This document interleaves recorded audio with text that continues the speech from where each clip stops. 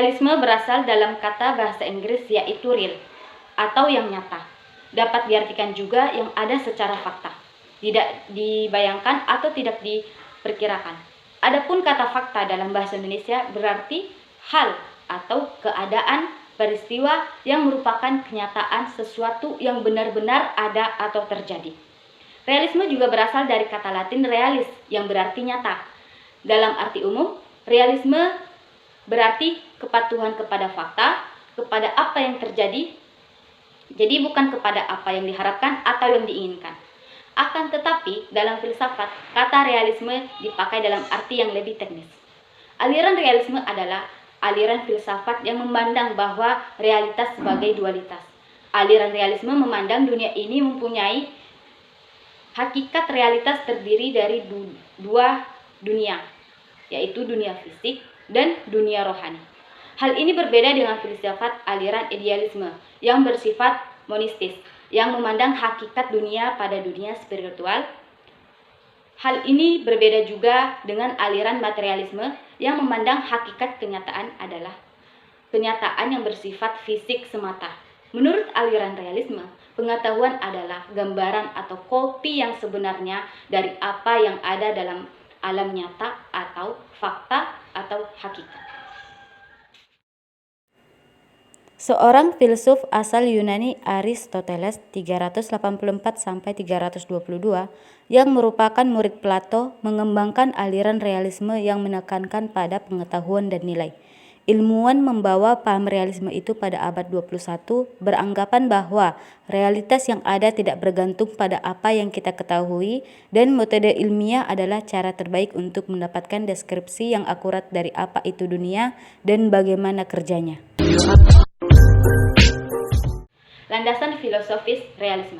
Realisme adalah aliran filsafat yang memandang bahwa dunia materi di luar kesadaran ada sebagai suatu yang nyata dan penting untuk dikenal dengan mempergunakan kemampuan intelektual yang dimiliki manusia. Menurut realisme, hakikat kebenaran itu berada pada kenyataan alam ini, bukan pada ide atau jiwa. Realisme adalah pandangan bahwa objek-objek indera adalah real dan berada sendiri tanpa bersandar kepada pengetahuan lain atau kesadaran akal. Konsep filsafat menurut aliran realisme terbagi atas 4 jenis, yaitu yang pertama, metafisika realisme. Kenyataan yang sebenarnya adalah kenyataan fisik atau materialisme, kenyataan material dan imaterial atau dualisme, dan kenyataan yang berbentuk dari berbagai kenyataan, pluralisme. 2. Humanologi realisme. Hakikat manusia terletak pada apa yang dapat dikerjakan. Jiwa merupakan sebuah organisme kompleks yang mempunyai kemampuan berpikir. Ketiga, epistemologi realisme. Kenyataan hadir dengan sendirinya, tidak tergantung pada pengetahuan dan gagasan manusia. Pengetahuan dapat diketahui oleh pikiran, pengetahuan dapat diperoleh melalui penginderaan, kebenaran pengetahuan dapat dibuktikan dengan memeriksa kesesuaiannya dengan fakta. Keempat, aksiologi realisme. Tingkah laku manusia diatur oleh hukum-hukum alam yang diperoleh melalui ilmu, dan pada taraf yang lebih rendah diatur oleh kebiasaan-kebiasaan atau adat istiadat yang telah teruji dalam kehidupan.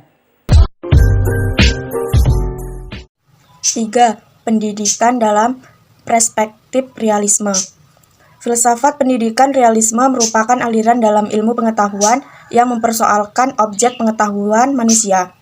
Aliran ini memandang bahwa objek pengetahuan manusia berada di luar diri manusia. Realisme sangat bertolak belakang dengan idealisme, karena realisme memandang sesuatu bukti yang real secara nyata, sedangkan idealisme hanya dalam akal pikiran manusia. Jadi, filsafat realisme dibagi menjadi 2, yaitu realisme klasik atau rasional, dan realisme alam atau religius. Di antara keduanya saling berkaitan dalam dunia pendidikan, sehingga akan menjadi keberhasilan dalam pembelajaran. Adapun pemikiran tokoh filsafat pendidikan realisme yaitu 1.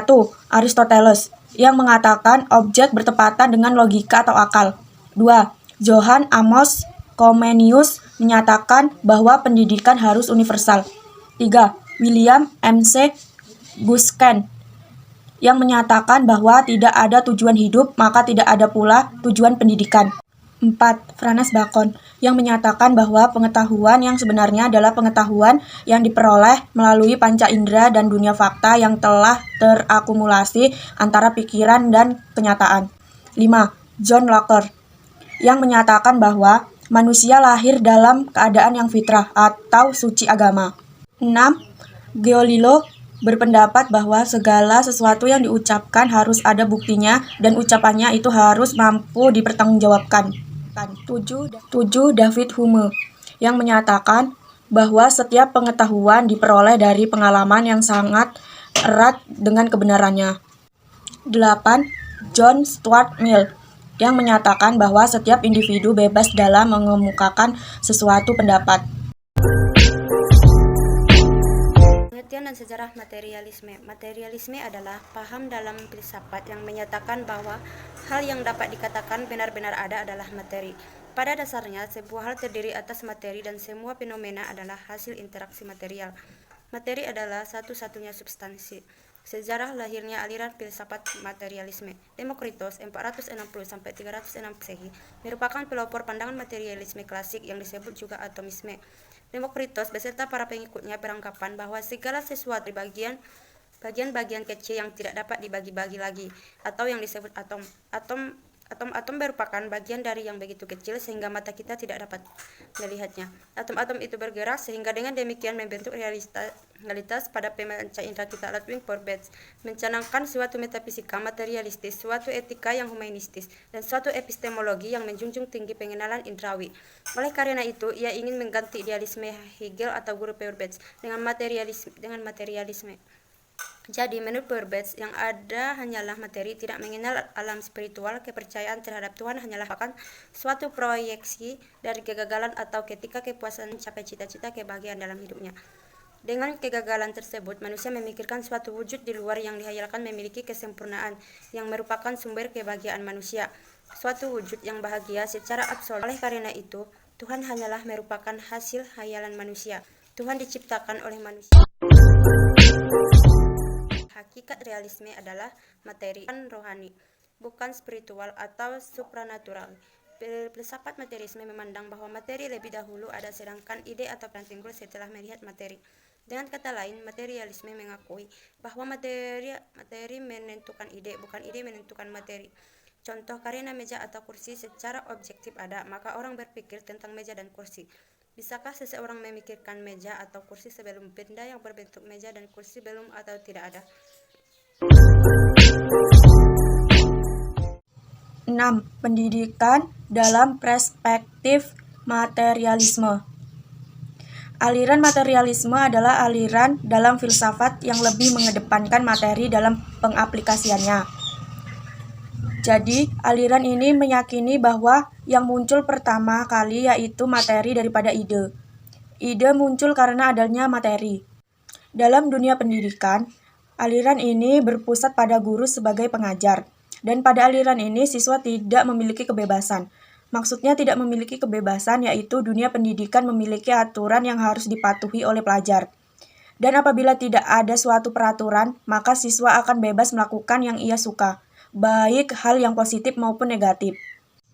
Pada aliran materialisme ini, pandangan yang menyatakan bahwa semakin pendidikan yang berkualitas adalah pendidikan yang bagus fasilitasnya. Jadi, semakin mahal atau semakin bagus fasilitas sekolah, maka pendidikan itu semakin bagus. Kelebihan dari aliran ini yaitu teori atau materi yang digunakan adalah teori yang sudah umum. Semua pelajaran dikondisikan sesuai dengan keadaan. Pelajaran berprogram kompetensi. Sedangkan kelemahan dari aliran materialisme ini yaitu semua pembelajaran berpusat pada guru. Karena menurut aliran ini, gurulah yang berhak untuk merancang dan mengontrol proses belajar mengajar.